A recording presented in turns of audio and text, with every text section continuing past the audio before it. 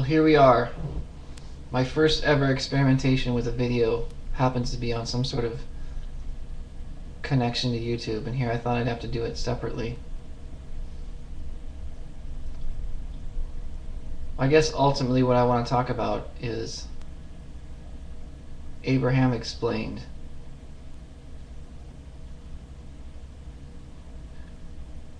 I do a lot of work thinking about these things. It's not my fault. They're more thought for me. And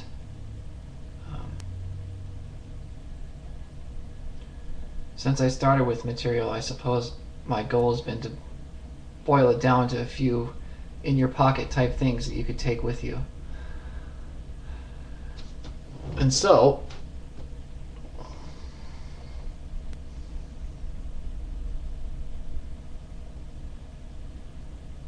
it's taken 10 years of life experience to come up with something like that thus far.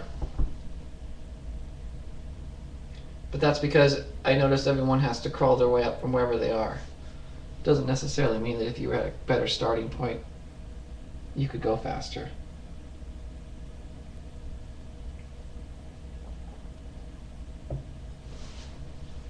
So what they're talking about, and you could use the DVDs like or the CDs like a Bible reference. Like, you know, people cite the Bible says verse such and such, thou shalt blah blah blah, and Jesus said this, and I found myself doing things spontaneously that then I would come across them talking about, this is the work, this is it, this is what you're supposed to be doing. Aside from all the information that we're giving you that's making it padded, this is the one thing that you're supposed to be doing. And I found myself doing that. So I've always had a goal of wanting to hand Abraham on a platter to somebody. I've always had the goal for wanting to hand deliberate creation, as they say, on a platter. What can you do in an everyday circumstance to do something about your life? What can you think? How can you know? Now, there's a million things to lend confidence to a situation. You can always pad them with things that make sense to you, and it's like a adobe house that's just layered with another smear of mud, and that smear and that smear, it just keeps kind of getting thicker and thicker and bigger and more strong. And so that's going to be a personal thing. It's going to happen to everyone on their own. Everyone's got a custom tailored need for set events, these events, that event, to lead them up to some sort of level of confidence, to finally get to what is going to be the same truth. What do I mean by the same truth? Well, we could go into semantics of how far you create your own reality, all the way down to maybe there's a reality that you could create without gravity functioning. But aside from that, the same truth is the things like gravity. The same truth is the sun shining, and then there's your interpretation of it using the laws, which makes everything different. But the laws are the laws. They're the things that cause an order. The laws are the things that cause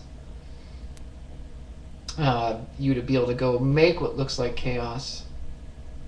Because I used to say this all the time, and true chaos is a law not even staying constant. True chaos is gravity being 9.8 meters per second, and then 10.8 meters per second in the next 5 seconds, and then switching back to 9.8 meters per second. That's true chaos.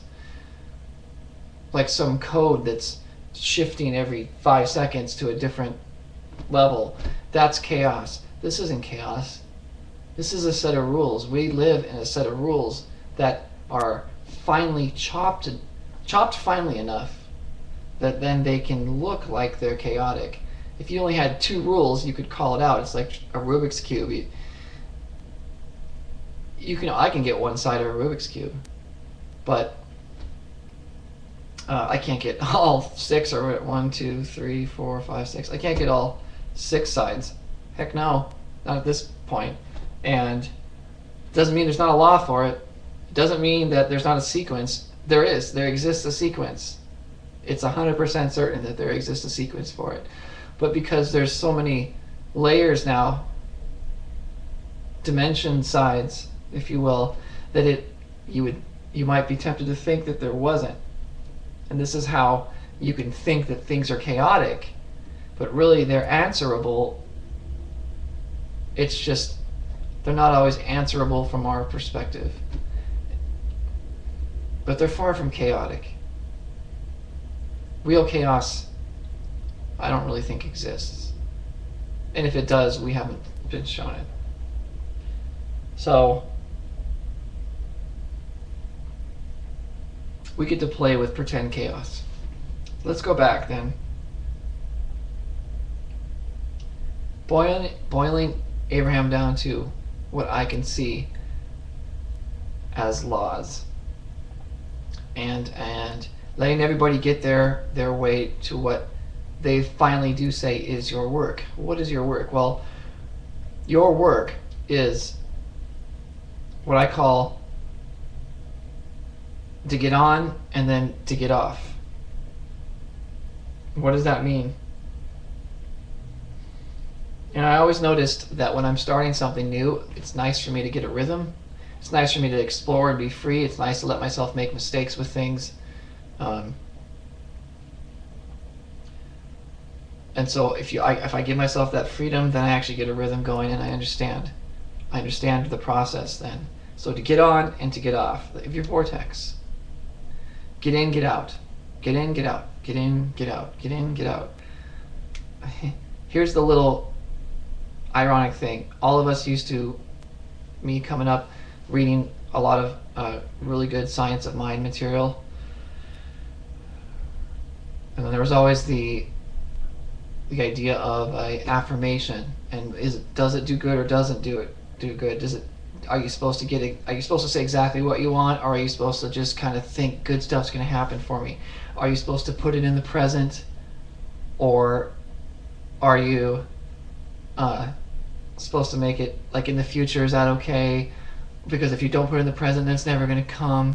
There were so many things left up to mystery, chance. Nobody really knew the answer to, and people had sporadic success, not understanding maybe what caused it.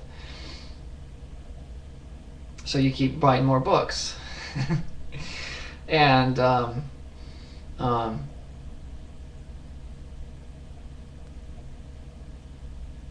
to get on and to get off, to get in and to get out of the vortex. What does that mean? So here's what it means. Socrates first said, first do no harm. First do no harm. There's some suppositions, if you will, of Abraham's model. And one of the huge ones is ask and it is given.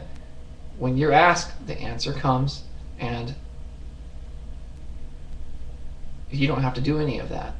And then it's kind of queued up for you in a vortex.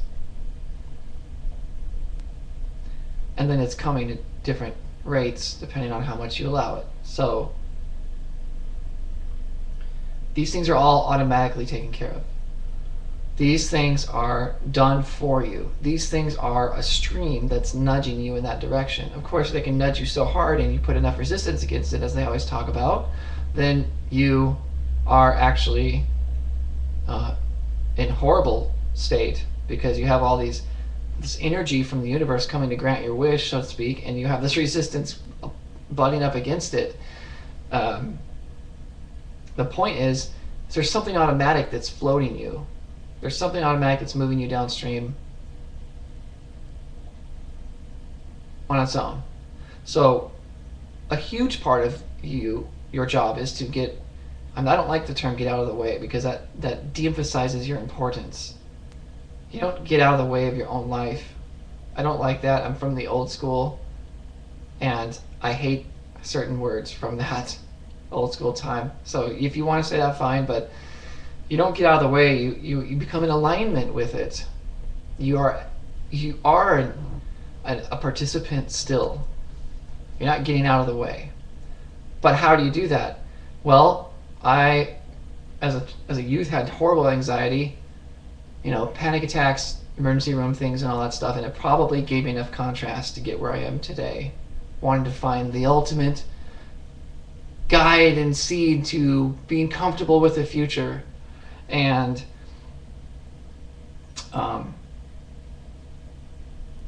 first, do no harm. First, do no harm. You can tell what I call, and I just made this up, echo of your thought is. Has anybody ever had a cell phone feedback into their ear, and you didn't want to hang up because you just wanted to keep talking, because you just want to keep talking to this person and be like, yeah, I'm just going to deal with it. I'm just going to deal with it.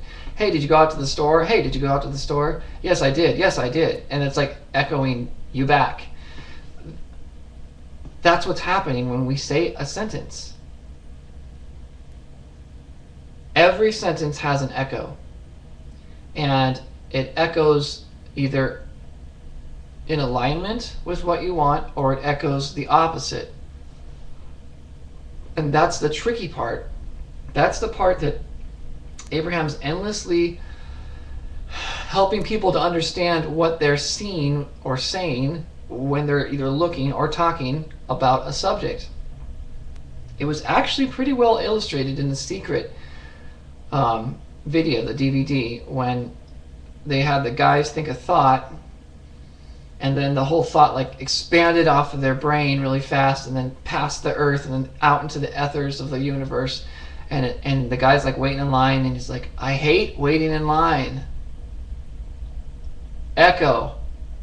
What is the echo of this statement? Your want is different in this case. Your want is, I don't want to wait in lines anymore. But your echo is times and put it in parentheses, imagine that. I hate waiting in line, parentheses. Times and places that I will wait in line. I mean, that's the echo. It's an inclusive universe. You can't, you grow it from, well, let's not get into that. It's an inclusive universe. So your echo from this sentence is times and places that I wait in line. There was an example, one of my first ones ever, that I remember hearing about Esther wanting rain because the land was dry, because the flowers were wilting. And then Abraham's like, hey, you're not a match for rain. We understand that you want rain. Unfortunately, you're looking at the things that aren't in alignment with rain, of bringing the reality of said rain. So try again, Esther, they say, and they go, why? Why do you want the rain? Well, I want it because it feels good on my face. I like the smell of fresh rain. I like the greenness and the illumination it causes. I like the freshness it gives to the land. I like that the creatures enjoy it and relish in it. Now you're a match to rain. All right, so let's see what your two echoes were. The land is dry. Echo. More opportunity to see dry land. In parentheses. The flowers are wilting. But hey, I want rain. That's what I want, but I want it because it's so dry out here. So dry. Echo. Other opportunities where I'll run into things that are so dry. It's just not in alignment. Wrong alignment. What is an alignment? That's why they use this carefully chosen word. I realized this word was not pulled out of there, you know what. This was a carefully chosen word. Alignment is, I like rain. Why? Because I like seeing the land rejuvenated. Echo. Rendezvous where I will see land rejuvenated. I like the fact that it feels good on my face. Echo. Things that are enjoyable and that are comforting and that keep me well. I like that the rain makes the plants and the vegetation green. Echo, more times to see nature in its green state. More rendezvous. These are in alignment with the want.